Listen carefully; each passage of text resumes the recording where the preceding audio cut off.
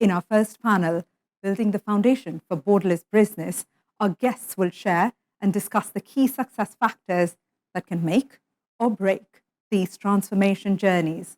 I'd like to extend a very warm welcome to Manjunath Bhat, Vice President Gartner, Steve Kim, President Cloud Business Huawei, Callie Ko, Vice President Strategic Alliance, Delta Electronics, and Rajasegaran Subramaniam, Global IT Regional Delivery Cargill. Janius Wong, Chief Technology Officer, Tata Communications, will moderate this session. Thank you, Divya. My name is Janius Wong. I'm the Chief Technology Officer at Tata Communications based in Hong Kong. The world around us has changed dramatically in the last year. It is hard to predict when we will return to normal or what that normal would look like. This pandemic has been the toughest test of personal and organizational resilience and agility.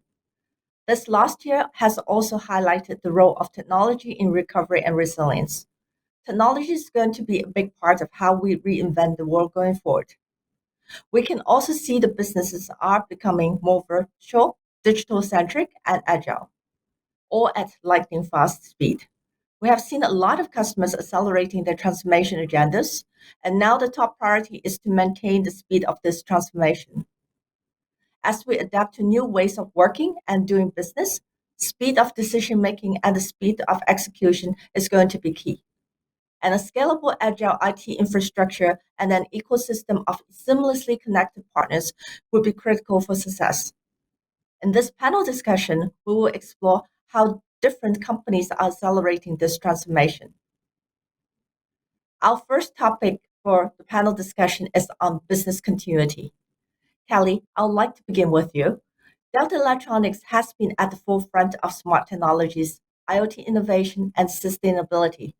What are some initiatives, cutting-edge technologies that Delta has invested to ensure business continuity alongside your digital transformation strategy so far?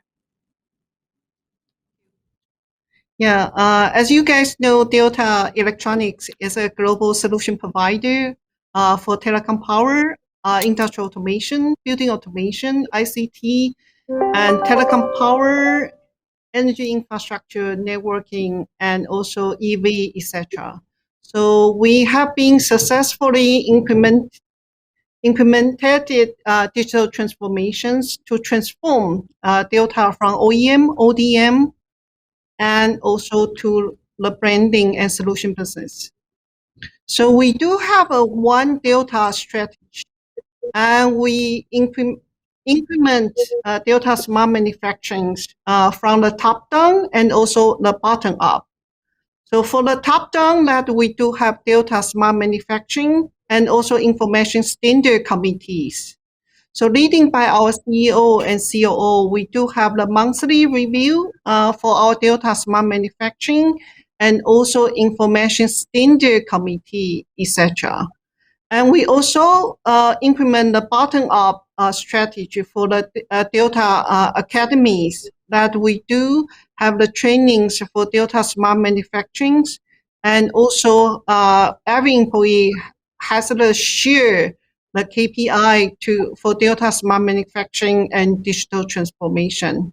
So the most important things that we define the data standards to collect data, to do the data analytics, and also to leverage the hybrid cloud solutions to provide the agilities for our global operations and global factory expansions, and also to align with our merge and acquisition positions. And we also leverage the AI technology for our production line capability utilization and management. For example, that we do have the one ERP, POM, MPM, and total QA system, and also work with all suppliers to have one unified platform for Delta smart manufacturing and also supply chain management. So this is what we do in past years. Yes. Thank you, Callie. Steve, Huawei is among those companies that has taken digital transformation forward to drive innovation. Even through challenging times like now, What kind of technology investment have you made that helped you become more agile and resilient? Where do you see new opportunities as we move forward? Okay. I think this is a very good question. As you know, Huawei is a leading ICT technology provider. So actually, we heavily invest in three technologies. We call it ABC. ABC means AI, big data, and cloud. So firstly, if we come into the AI technologies, actually, in the last 5 years, Huawei doubled our revenue to 130 plus billions USD, and we only increase 50% of our employees. So actually, AI help us create a lot of digital stuff. And we have one analysis in the last year, 2020, we create 7,000 digital stuff through the AI technologies. And in the next 3 years, we can create another 30,000 digital stuff. This kind of technologies can help company do more innovation and reduce the cost. And secondly, we heavily invest in the big data technology because of in the organization, previously they have a lot of data island, and we build the data lake to connect all the data island and create the data foundation for the digital transformation. Through the big data technologies, we can make the business be more smart and be more agile. And thirdly, we invest in the cloud technologies. Actually, Huawei now is a leading public cloud provider globally. We are the number 2 IaaS provider in China market. We are the number 5 public cloud provider in the global market. And also for the internal IT, currently Huawei 80% of the IT workload is running on the cloud. So through the cloud technology, we can make our ecosystem be more strong, and also we can create more innovative solution along with our partners, customers together. And if you look at the new opportunity for the next 20 years, I think Huawei also focus on 2 new opportunities. First is 5G to B. This is a new domain Huawei will focus. And secondly, we will invest in the industry digital transformation. We have 3 business group, consumer business group, which is focused on the device, and the enterprise business group. This group will more focus on the industry digital transformation. Our major task is to help the customers, partners break the ceiling of growth through the digital transformation. So these 2 new opportunities is the engine for the business growth. Thank you, Mr. Genius. Thank you, Steve. Raja, now over to you. What changes did Cargill make to ensure business continuity across the region? How do you ensure that there was minimal impact on production and supply chain? What kind of technology changes did you make to enable this? Yeah, thanks, Genius. This is an excellent question. But first, let me say this. Cargill as a company, we have a very noble purpose. Our purpose is to be a leader in nourishing the world in a safe, responsible, and a sustainable way. We play most critical role in the food system around the world and improve the livelihood of the people who are depending on the food system. And during the pandemic, our food system throughout the world, we have read the news, it is impacted. We see a couple of new trends as well as the new trend in our consumer market. First, the eating habit of our people are changing. People are eating. People are more dining in. A lot of people want to eat healthier food. For example, plant-based protein become the mainstream of the food, and people like to cook at home more. And probably we see some of the YouTube new channel, right? So a lot of people like to cook from home.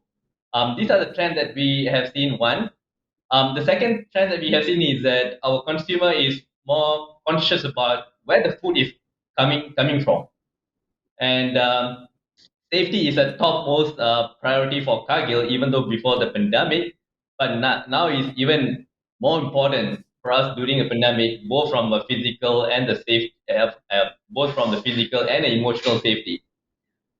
When we look at our buying, processing, and shipping network, we put tremendous effort to implement additional procedure for our health safety area.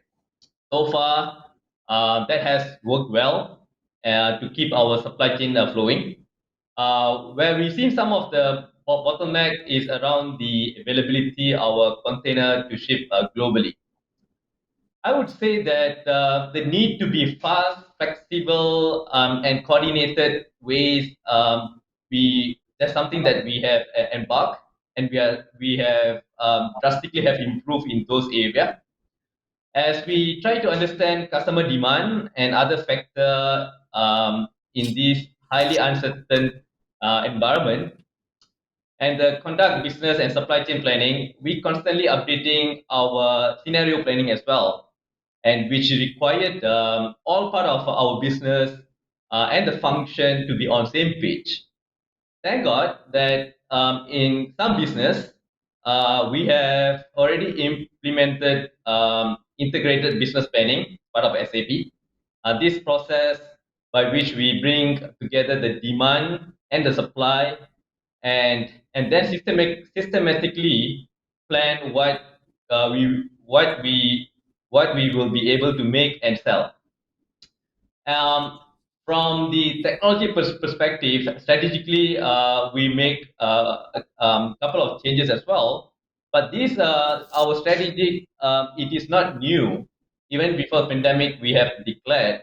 But what the changes now is that we try to accelerate and make it faster. Some of the digital transformation agenda that we have put in place. For example, digitization will be part of our DNA of all our businesses. Okay, we're going to transform our traditional agriculture supply chain to become a digital agriculture business. Some of the example in that will be how we engage our customer.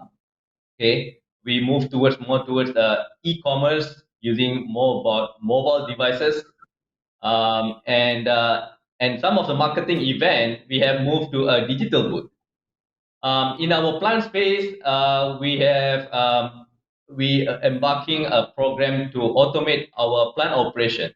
Smart manufacturing is the new things that we are trying to explore. And during pandemic, when our customer need to visit our plant, we use some of the technology. For example, HoloLens. We use those technology so that our customer able to see and able to witness how we are producing our goods for them. Traceability, it is also another important point, and especially during pandemic, right? People want to know where their food is coming from. We have created a portal where people know exactly where their food is coming from, and whether we are producing that food in the most sustainable way. So those are the couple of examples. A new trend that we see, and we also embarking into that, is we have heard about SaaS or software as a service or platform as a service. The new concept that we are exploring right now is a farm as a service, what we call an FaaS. It's actually become more popular in India. This farm management solution allow customer to make a data-driven decision to boost their product productivity and efficiency. The data is collected directly through the drone, satellite, and farmer, market agent, and government agency, and those information further processed and analyzed to find what works well on their sector. And this allow the government or any corporate to empower the field services people on the ground to provide timely support and to optimize the input that we are getting from the farmers. So those are the few changes how technology we are using technologies during this pandemic, and I would think and see that this trend will going to continue prolong, and I think we are prepared and we are preparing in a better shape now. That's very interesting. Thank you, Raja. Manju, you have worked with so many organizations across all different industries. What changes are you seeing in organizations' technology priorities and investments? Is it similar to what Kelly, Steve, and Raja just talked about? Yeah, in many ways, yes, Junior. So one of the things we saw happening is since the start of the pandemic, right? So one thing we observed was most organizations adopt what we call an anywhere operations business model. And so this is a business operating model called anywhere operations. And there is one fundamental tenet as part of this anywhere operations business operating model, and that is digital becomes your default experience. And so as opposed to, so regardless of which sector you may be in, which vertical you're part of, whether you're in agriculture, manufacturing, healthcare, and so on. So primarily all organizations actually switch to digital as their default experience, whether it's through mobile apps like Raja mentioned, right, or otherwise, even through simple web pages. And the other aspect of this tenet is that remote becomes your default delivery model. So you're no longer really looking at, let's say, preferential treatment for somebody who's maybe near to you. So in other words, sort of the lines blurred between where you're physically located to what service you can provide or consume. The other big change we saw was in the way people started collaborating. Like say for instance, Zoom fatigue became really a thing. Like so collaboration and productivity was impacted in a big way. And I think the other shift we saw was typically you might have seen applications which were hosted on premises or maybe on somebody's desktop, but most of these applications now reside in the cloud. So as including the collaboration and productivity tools. So if you look at whether it's Zoom, whether it's WebEx, Microsoft Teams, Google Workspace, so all of these became SaaS-based applications. So there's enormous reliance on applications that are served from the cloud. So that was really one part of it. The other big aspect was people were unprepared from a security point of view because most people actually visited offices. So their security operating model was very perimeter focused. So it was almost as if like there is one security paradigm if you are in the office, and there's maybe a completely different paradigm if you're out of the office. And that security model completely breaks down, right? Because there is no longer a perimeter now. So what you started to see was what was just considered hype as zero trust security operating model that became a reality in the last year. So when you have people like us, all of us are logged in from different places, you really cannot rely on network as a tier of trust. And so what most organizations had to deal with was essentially saying, how can I establish, say, adaptive kinds of trust, trust which is based on user's context, user device, and less on where and which network the user connects from. So it's basically taking a model where it's a combination of, do I trust the user and do I trust the device that the user connects from. So that was one part. The other increasing investments we saw was in VPN, right? And just to continue the last point around people want to connect from anywhere, VPN, zero trust network access, VDI, because in most cases you can imagine, like I was talking to an income tax department in a neighboring country, and they really relied on people having desktops in the office. And so that model completely fell apart because overnight the government introduced lockdowns, and you really didn't have people who could come to the office. And so what you ended up doing was, because you could not provide everyone with a laptop, so you allowed people to use their own personal laptops or any machines that they had, but then access their same desktop which was in the office through VDI interfaces. So that was another interesting development we saw. And I think in many ways the infrastructure and ops teams, they did a heroic job in making all of this happen. And so I think the last two bits I'll maybe sum up by saying digital experience became front and center. That is, digital experience as in how do you monitor, how do you measure, how do you ascertain that your customers are having a good experience, and also employee experience. So if you have people working from their own homes, maybe from coffee shops or remote locations, how can you measure and proactively improve their employee experience, right? So this along with workplace analytics. And lastly, I think one segment of the workforce was completely underserved, and that was frontline workers. And so what pandemic brought to the fore was that not only are we heavily reliant on frontline workers, they're largely underserved. Their digital dexterity was not on par with knowledge workers. So a lot of the investments are now shifting to enabling frontline worker productivity. And I feel that's a change for the better. Well, thank you. Now let's move to the second discussion topic for our panel discussion: infrastructure foundation moving forward. Kelly, given that Taiwan and many parts of Asia are located on a near a seismic zone, earthquakes can pose a threat to infrastructures. How has Delta managed that, and what can companies do to develop resiliency across its infrastructure as we enter the fourth industrial revolution? Thank you. Yeah, Delta use a new technology of global WAN, global MPLS. And we also partner with Tata Communications to implement our global SD-WAN. So in globally, that Delta has 6 global data center solutions on hybrid cloud. So we also leverage the edge cloud and edge computing to make sure that we do have a good DR site for disaster recovery. And also we leverage the software-defined data center technologies to make sure that even Taiwan, you guys know, as a part of Asia, located in like the earthquake areas, that to avoid of any services interruption. So moving on to the industrial 4, I think for Delta, it's quite important that we also leverage digital transformation by SD-WAN, which we partner with Tata Communications to transform into our industrial 4.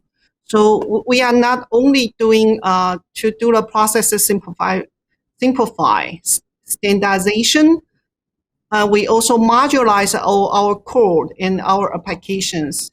And we also leverage HoloLens by Microsoft that do have the VR, the virtualization and realities, the VR solutions for our 5G network smart manufacturing. So Delta's factory for PLC production line is the first 5G network launch for Asia Pacific and also the Greater China.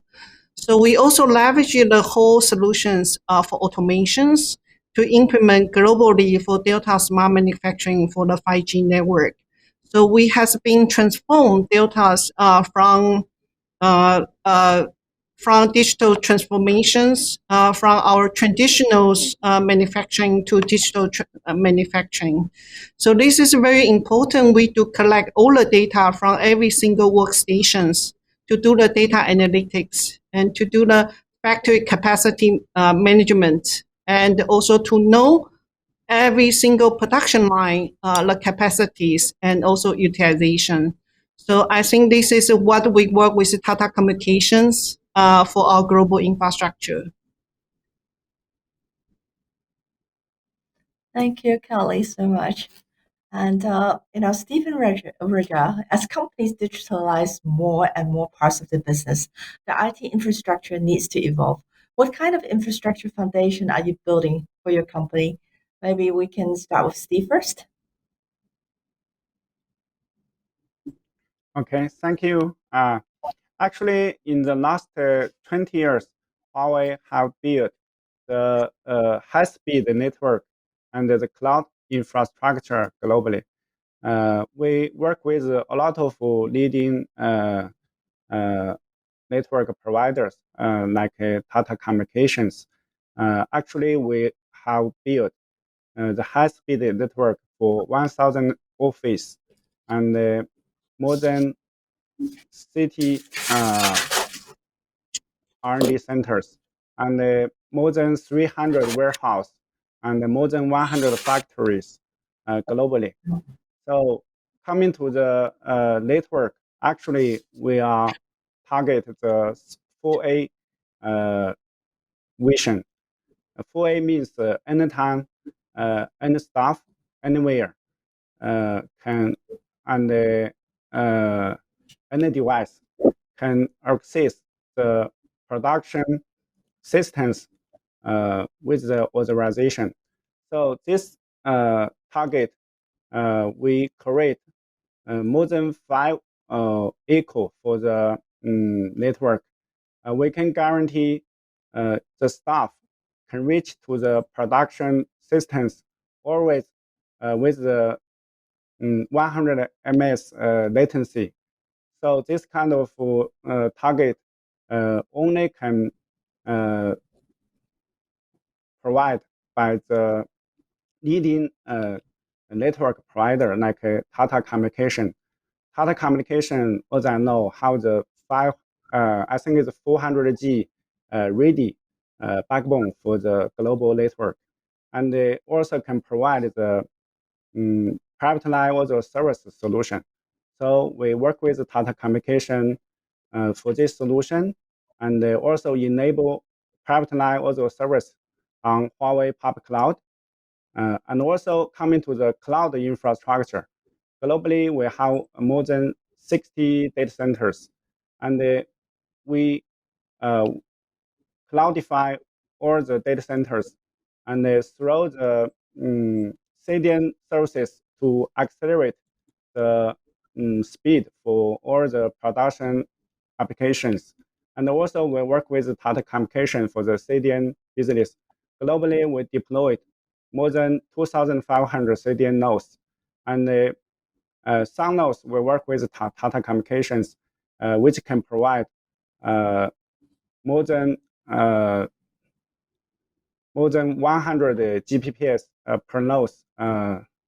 For example, in Chennai and Mumbai, we leverage Tata Communication network, and each node can provide more than 120 Gbps for all the production systems. So this kind of network infra and cloud infrastructure can ensure our business agility and also the resilience. Thank you. Thank you, Steve. Raja, you would like to add it? Sure. Thank you, Genius and Steve. I think it is along the same line as what Steve has mentioned. We are leveraging a lot of those technology. Particularly in Cargill, we have created our IT system to be future-ready foundation, quote unquote. What does that mean is that we are investing more fund into the infrastructure resiliency, such as in the server infrastructure, network, circuits, and business have during the pandemic, the IT team have done a fabulous job that gained a lot of trust from the business. So now it's a time for us to invest more into the IT system. So those are one is on the resiliency we are building right now. The second piece is that we have a phrase in Cargill what we call as internet as our network. So I think maybe some of you also mentioned about this. So we are deploying SD-WAN and we are partnered with TCL as well. So and that's where how we're going to make internet as our network and put the right securities at the branch offices. The third thing is that leverage more of the cloud solution as the workforce changing from office base to home base. There's no question for us to move more and more application to the cloud, so it gives us a better performance and also from the user experience wise, it's going to help us a lot.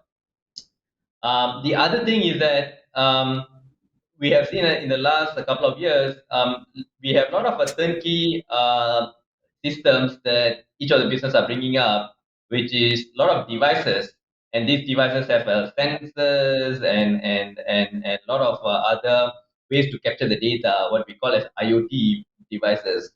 So we need to, and we are creating an IoT platform so that we have a common ways how we want to operate, make sure that we standardize, how we collecting the data, make sure it is secure.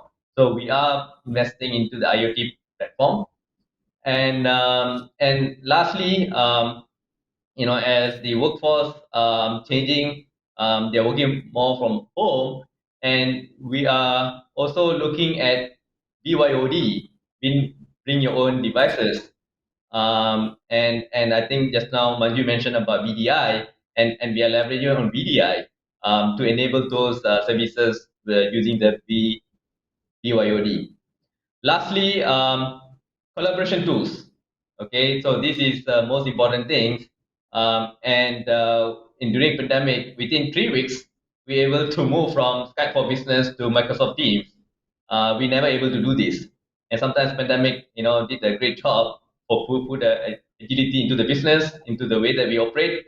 And within 3 weeks, throughout the global organization, we have turned on Microsoft Teams. So those are the few things as a foundation that we are building, Dinesh. Thank you, Raja. Manju, what changes have you seen in IT infrastructure architectures? Which areas of IT infrastructure do you see growing faster? Yeah, I think, to build on what Raja just said, right? So it might be fair to say that what the pandemic became for all of us was it was the best of times, it was the worst of times, to quote Mark Twain. So it was the best of times because infrastructure platforms stopped just becoming a platform for delivering applications for run-of-the-mill type of services. In fact, what we saw was infrastructure platforms became now what can be viewed as a digital platform for digital business innovation, right? So you're no longer just building a platform to deploy or host applications, but you're starting to see infrastructure teams as a platform engineering team that can drive new forms of business models. And let's take some examples of maybe what are the trends we're seeing. So one is the rise of mesh services, where it's not just individual standalone applications, but you're starting to see different services interact with each other in a mesh like format. So you can think of this as a service mesh. In fact, in many ways, Gartner coined the term called composable architecture or composable business, where you can create modular services that can be at runtime deployed based on business need, right? And so that in many ways, in fact, makes the organization more resilient because you can shift resources to where the need is. The other big trend is around multi-experience, because you're no longer just limited to one single form factor. Like Raja mentioned, I think BYOD, and Kelly mentioned about HoloLens. So all of this means that you're now starting to see a need to support multiple form factors, right? So whether it is AR, VR, smartwatches, tablets, or even devices. So multi-experience became another big trend that we saw. And then the fundamental shift in infrastructure paradigm was to move away from batch processing, process-driven automation to more event-driven automation. So you can also think of that as saying that in many cases, we are starting to see conversations around not how can I just automate a specific task, but how can I automate business workflows. And so that's been a big shift in mindset. The last thing, maybe, if you think about it, we have never before seen a need for infrastructure automation as much as we've seen in the last 6 months. Because I'll be honest, maybe like if you look at agility, right, in an organization, IT teams, typically the infrastructure and ops group, was not viewed, as agile, and in many ways, it is the applications that took advantage of agile, DevOps, continuous delivery, all of that. So I think in many ways now what's starting to unravel is that, hey, if you start to look at infrastructure as code, you can apply the same benefits to the IT departments or the infrastructure teams. So infrastructure automation is, I think, a big theme going forward. Thank you, Manju. Now, I'd like to move on a topic which I'd like to open to the floor, about agile ecosystems. One of the top priorities that our customers talk about to us is about agility. But as the complexity of business and technology increases, organizations have to rely on an ecosystem of partners. How are enterprises making sure that their entire ecosystem is agile? So maybe I can turn the floor to Callie first to actually, if you can share with us your views. We always say if you want to work fast, you work alone. If you want to work far, then we work together, right? So just take example that Delta Electronics partner with Tata Communications that will build a deep and trustworthy relationship with Tata Communications. So we are not only the vendors of each other, but we are also strategic supplier and also the co-sale partners for all the strategic alignment. So for example, that we also work with Tata Communications, as I just mentioned regarding our SD-WAN and software-defined data center SDDC. But we also work with Tata Communications for our global network, including to adopt the new technology for AIoTs, to provide the beta solutions, to provide agilities to our company and also to our solution provider partners and our customers. So let me take example is that we do have a system called PQM. PQM is our biggest manufacturing platforms for global manufacturing of Delta global factories. The P means productivities, productions, all the data. Q means all the quality. Now BQA, SQA, the total QA system. M means machines. So we do have every single workstations, tooling, and also every IoT devices connect to our single unified PQM system. So it means that we collect all the data and do the data analytics for the global factory capacities, utilizations, and every single production lines, the production information.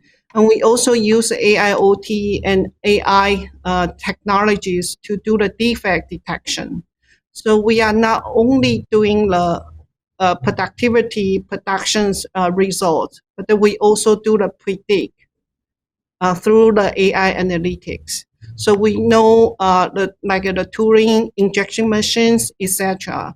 We know the error codes and also have the resolutions for every single error, and also to reduce our defect rates. So this is a good example which Delta is working with Tata Communications to build out an agile ecosystem. Thank you, Callie. Steve, would you like to actually share with us your thoughts in this area? Okay. For the agile ecosystem, actually, Huawei has the ecosystem plus the platform strategy. Through the digital platform from the south direction, we can collect with our customer partners through the seamless integration for each party's production systems. And from the north side, we can provide the standard platform for the developers and also for the solution partners and also for our ISV partners. So through this kind of digital platform, we can ensure the ecosystem is agile. And another way we are doing the strong ecosystem through the business model elevation. I think previously Huawei more focused on the equipment and solution setting. But currently, we are also focused on the components ecosystems. We will support our business partner with the like the chipset level development, and also the whole ecosystem building through the different layer, like a chipset layer, and also the framework for the development, and also the industrial solution cooperation. Through this kind of business model elevation, we can ensure the whole ecosystem is agile.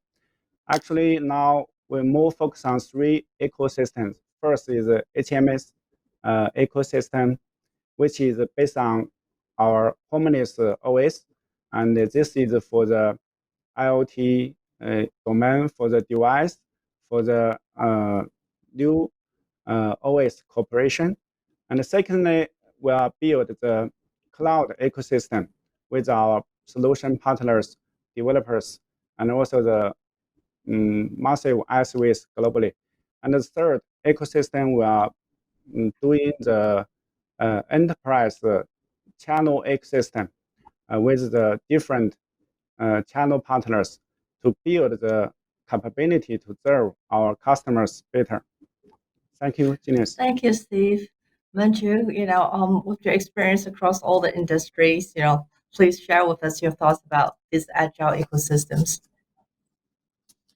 Yeah, I think this is an interesting topic. What we have seen in recent times is the evolution from agile to DevOps to what we now call value streams, and I think that is a good shift. So if you take a step back, right, what agile did was it made the application teams agile, like they were able to deliver business value faster.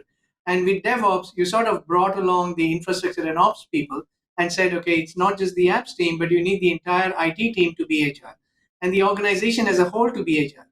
But now, if you ask what's the future, what lies beyond DevOps, it's the idea of a value stream.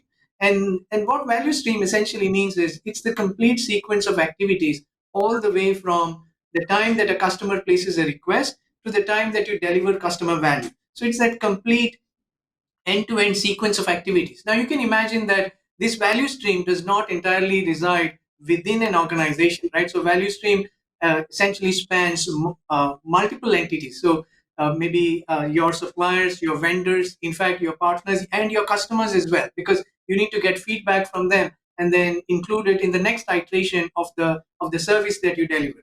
So what we have seen as an ecosystem becoming agile, or if you want to really make an ecosystem agile or see how you can build an agile ecosystem around you, is to first define what that value stream looks like for the service you're providing, and then conduct what we call a value stream mapping exercise. When you do a value stream mapping exercise, you can actually see, okay, where are the constraints in the way goods flow. And so once you identify those constraints, you can then say, okay, this is the weak point in my supply chain, and I should work on fixing this weak point and sort of overcoming that constraint. Right. So value stream mapping, value stream management, and the move from agile and DevOps to value stream as a whole, I think is a good step forward to building an agile ecosystem. But lastly, I think I should also say that an agile ecosystem is not really the goal. The goal is anti-fragile, right? Making sure that our systems in our company is well positioned in times of crisis, and we actually improve during disruptive times rather than just being resilient and risk averse. So anti-fragility is the real goal. Thank you, Manju. Interesting. It has been an extremely interesting and insightful discussion with our panelists from different industries sharing with us their experience.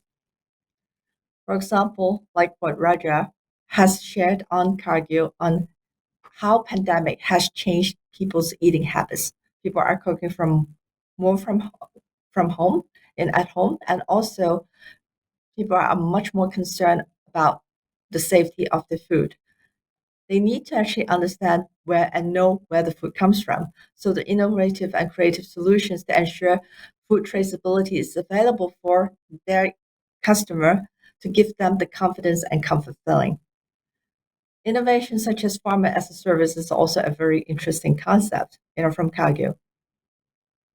For Delta Electronics, one of the key things that was mentioned by Kelly about how they actually are rolling out 5G smart manufacturing across Asia Pacific and also in China.